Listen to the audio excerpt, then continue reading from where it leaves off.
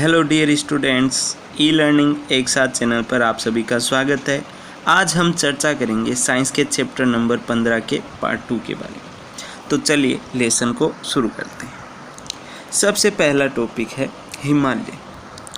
बच्चों, हम पृथ्वी की सतह पर रहते हैं, ये आप जानते हैं, और इसके साथ साथ आप यह भी जानते हैं कि पृथ्वी का जो 70% भाग है वो जल से घिरा हुआ है और जो पीछे बचा हुआ 30% भाग है वहाँ पे स्थल है, और स्थल के ही उसी भाग पे कहीं पे मैदान है तो कहीं पे पहाड़ है तो कहीं पे रेगिस्तान है।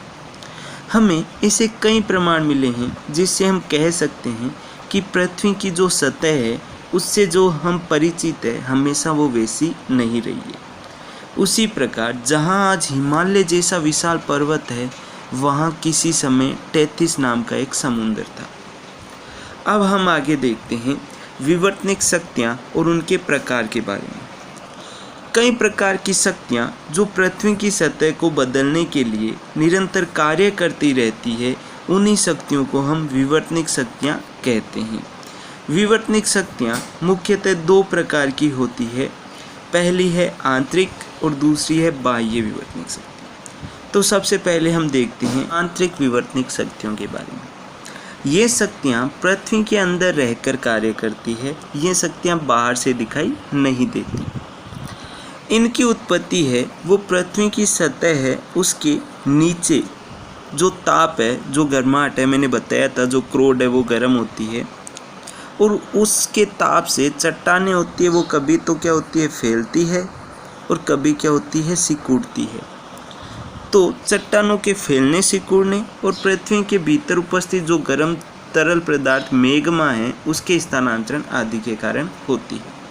तो जो आंतरिक विवर्तनिक शक्तियाँ हैं इनकी उत्पत्ति जो ताप से चट्टानों के फैलने सिकुड़ने, पृथ्वी के भीतर उपस्थित जो मैग्मा है उसके स्थानांतरण आदि के कारण होती है। जब आंतरिक विवर्तनिक शक्तियाँ हैं वो भूगर्भ के लंबवत कार्य करती है तो भूमि की सतह का कुछ भाग ऊपर उठ जाता है तो कुछ भाग नीचे दब जाता है, जिससे सतह पर महाद्वीप, द्वीप, पठार मैदान, समुद्र आदि का निर्माण होता है। और जो समुद्र में बनने वाली जो अवसादी चट्टानें हैं वो भी उठकर महाद्वीपों के भीतरी भागों में पहुंच जाती है। ये थी आंतरिक विवर्तनिक शक्तियाँ जब भूगर्भ के लंबवत कार्य करती है। जब यही आंतरिक विवर्तनिक शक्तियाँ भूगर्भ के क्षितिज दिशा में कार्य करती है तो ये तरंगें उत्पन्न करती है, और इन्हीं तरंगों के कारण भारी उथल पुथल होती है और धरातल पर वलन और चटकन उत्पन्न होती है, जिससे घाटी और पर्वत का निर्माण होता है। ये थी आंतरिक विवर्तनिक शक्तियाँ। अब हम देखते हैं आंतरिक विवर्तनिक शक्तियों के प्रभाव के कुछ उदाहरण। पहला उदाहरण है ज्वालामुखी, दूसरा भूकंप, तीसरा सुनामी और अंतिम है सृजनात्मक और विनाशक प्राकृतिक बल। सबसे पहले हम चर्चा करते हैं ज्वालामुखी के बारे में। तो ज्वालामुखी के बारे में चर्चा करने से पहले आप लोग इन क्वेश्चन के आंसर है वो कमेंट बॉक्स में दीजिए। क्वेश्चन है विवर्तनिक शक्तियाँ किसे कहते हैं, ये कितने प्रकार की होती है, नाम लिखो। अगला क्वेश्चन है आंतरिक विवर्तनिक शक्तियों के प्रभाव के कोई 3 उदाहरण दीजिए। अब हम देखते हैं ज्वालामुखी के बारे में। ज्वालामुखी पृथ्वी की सतह पर बने मुख से ज्वाला निकलने के कारण इसका हिंदी नाम ज्वालामुखी पड़ा। इसे अंग्रेजी में वोल्केनो नाम से जाना जाता है। वोल्केनो नाम वोल्केनो द्वीप के नाम पे पड़ा है। इस द्वीप पर उपस्थित जो पुराने ज्वालामुखी था उसे रोमवासी पातालपुरी का मार्ग मानते थे। ज्वालामुखी को प्रकृति का सुरक्षा वाल्व भी कहते हैं। प्रकृति का सुरक्षा वाल्व भी ज्वालामुखी को कहते हैं। ज्वालामुखी का संबंध भूगर्भ से होता है। इसमें पृथ्वी के अंदर होने वाली हलचल के कारण धरती है वो हिलने लगती है तथा भूपटल को फोड़कर धुआं, राख, वाष्प और गैसें बाहर निकलती है। कई बार अधिक गर्म चट्टानें पिघलकर लावा में बदल जाती है और दाब के कारण लावा एक नली के रूप में सतह की ओर ऊपर उठता जाता है और फिर बाहर निकलकर फैलने लगता है। इससे भयानक विनाश का दृश्य उपस्थित हो जाता है और जानमाल की बड़ी हानि होती है।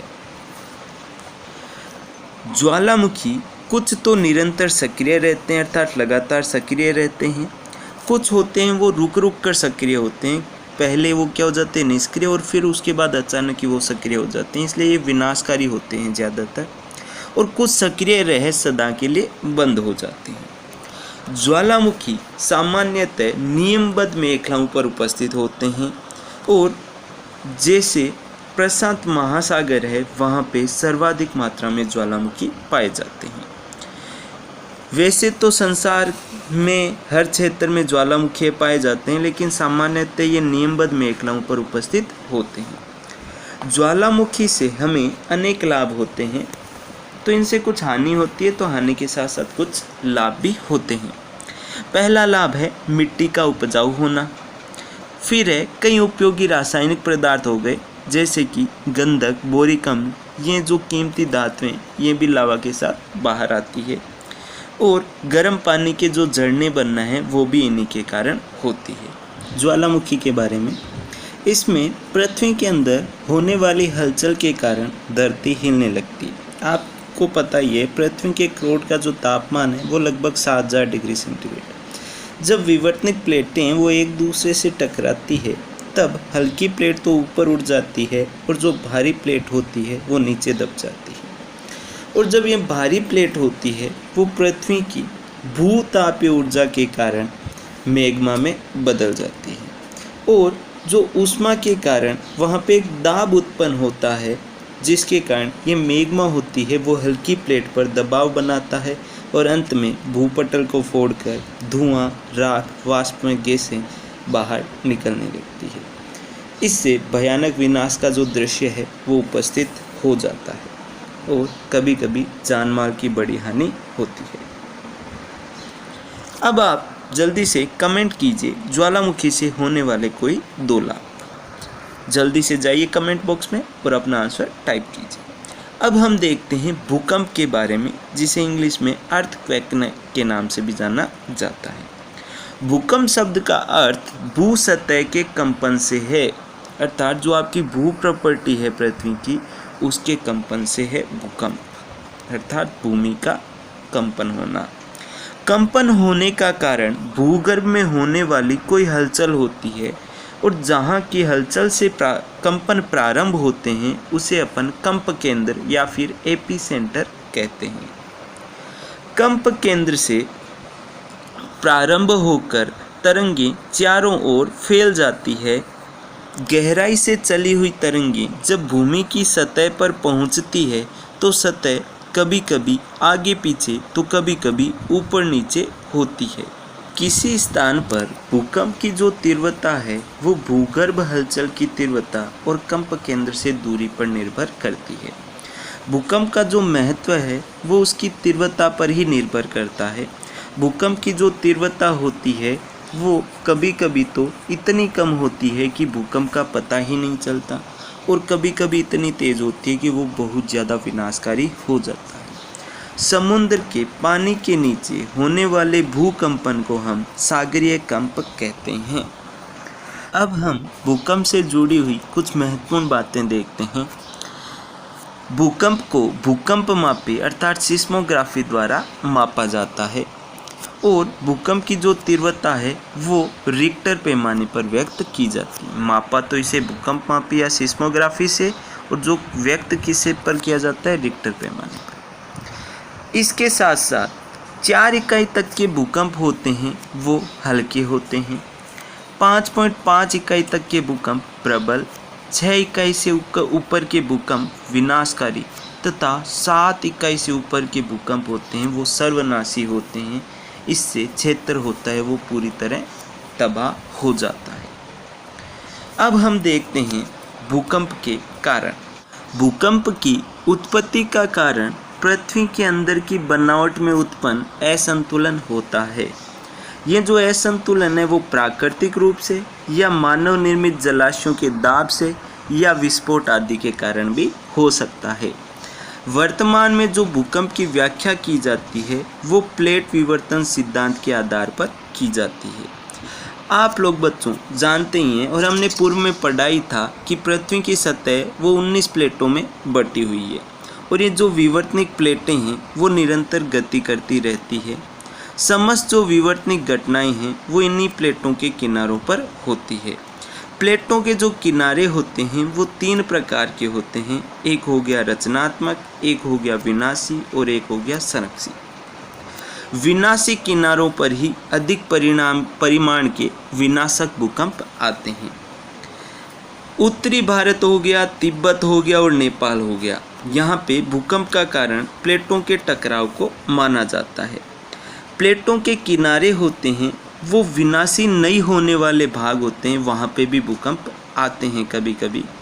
भारत को भूकंप जोखिम के अनुसार 5 भागों में बांटा गया है तथा जो सर्वाधिक भूकंप जोखिम वाले राज्य है वो है जम्मू कश्मीर, हिमाचल, उत्तराखंड। उसी प्रकार जो सबसे कम जोखिम वाले राज्य है उनमें आता है पंजाब, हरियाणा व यूपी।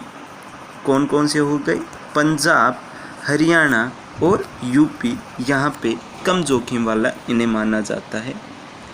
कभी कभी इसकी अवहेलना भी होती देखी गई है, क्योंकि एक बार कोलकाता में जो न्यूनतम जोखिम क्षेत्र में आता है वहाँ पे 1737 में भूकंप आया था, जिसमें लगभग 3 लाख लोग मारे गए थे। पहली बात जो हमारे मन में आती है वो ये कि भूकंप क्यों आते हैं? क्या ये भगवान का प्रकोप है?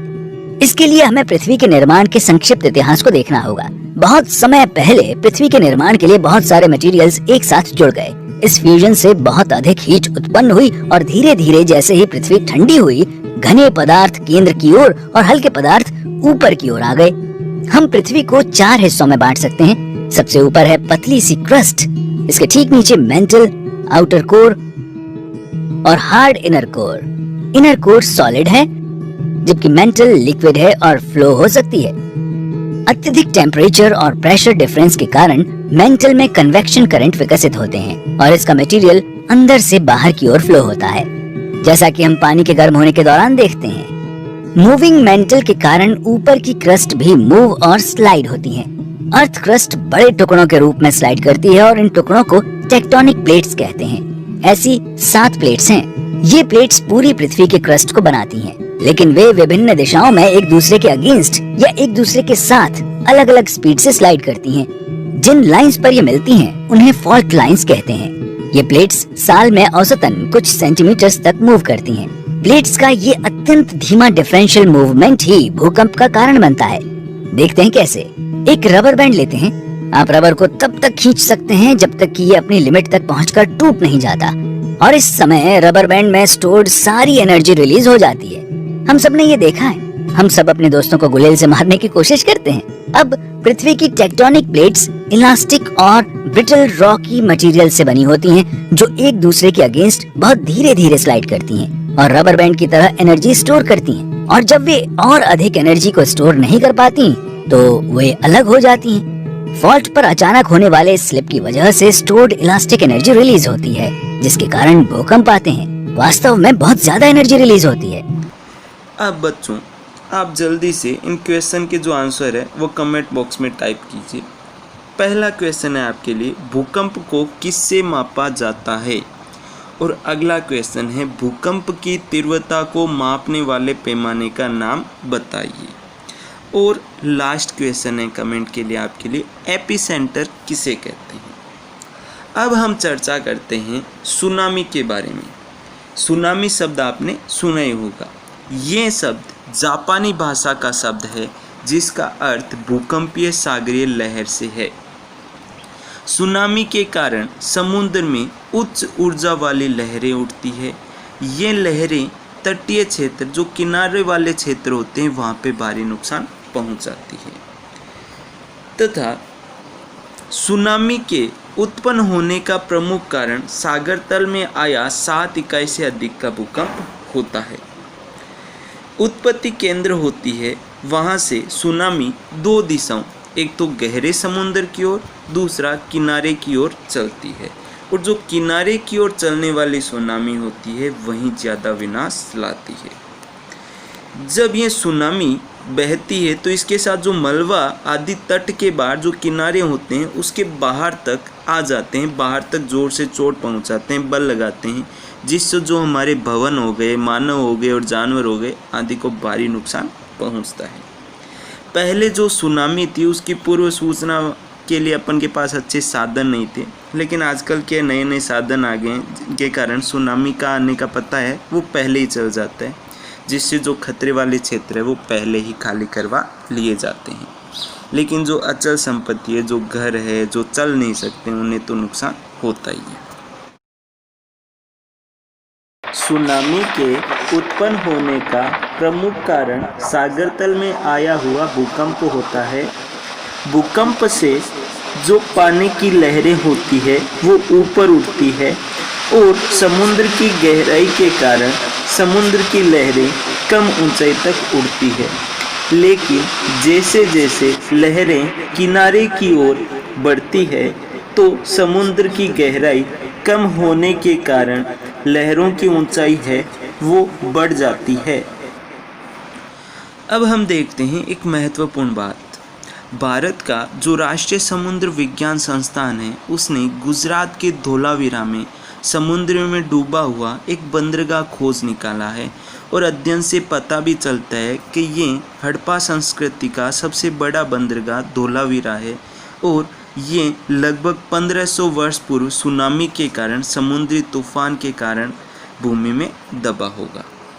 और यहाँ पे 14 से 18 मीटर चौड़ी जो दीवारें हैं वो भी मिली है, जिससे पता चलता है कि जो भारतीय थे वो पहले ही जो विनाशकारी तूफान थे इनसे निपटने का प्रयास करना जानते थे। अब जो अंतिम आंतरिक विवर्तनिक शक्तियाँ हैं वो है सृजनात्मक व विनाशक प्राकृतिक बल। पृथ्वी की धरातल है जो भूप्रपट्टी है उस पर 2 प्रकार की शक्तियाँ हर समय कार्य करती रहती है। शक्तियों का एक समूह है वो तो धरातल पर नए रूप जैसे पर्वत आदि को बनाने में सहयोग करता है, एक तो बनाने में सहयोग करता है तो दूसरा उसे नष्ट करने में सहयोग करता है। तो इसी प्रकार सृजनात्मक मतलब सृजन भी हो गया, विनाशक मतलब विनाश भी हो गया। जो भूगर्भ है या फिर धरातल है उसके अंदर की जो शक्तियां हैं वो धरातल पर नया निर्माण करती है, तो बाह्य शक्तियां धरातल पर आने वाले रूपों का क्या करती है, विनाश करती है। जैसे कोई स्थल है उसका भाग जल के बाहर निकलने लगता है, बाह्य विवर्तनिक शक्तियां होती है उस पर अपना प्रहार लगाती है और उसका प्रयास उस ऊपर उठती संरचना को समतल करने का रहता है। ये होती है सृजनात्मक मतलब सृजन करना और उसके साथ साथ विनाशक मतलब विनाश करना। सृजनात्मक और विनाशक प्राकृतिक बल के बाद अब हम देखते हैं कुछ क्वेश्चंस जो आप सबको कमेंट बॉक्स में आपको उसका आंसर देना है। पहला क्वेश्चन है सुनामी के आने का क्या कारण है, आपको पता ही है। अगला क्वेश्चन है हड़प्पा संस्कृति का सबसे बड़ा बंदरगाह शहर कौन सा है। और लास्ट क्वेश्चन है सुनामी शब्द से क्या आशय है। ये था बच्चों लेसन नंबर 15 का पार्ट 2। लेसन 15 का पार्ट 3 है वो जल्द ही आपके सामने आएगा। तब तक चैनल को सब्सक्राइब कीजिए ताकि जो नया वीडियो है उसका नोटिफिकेशन आप तक पहुंचता रहे। तो थैंक यू बच्चों, वीडियो को देखने के लिए।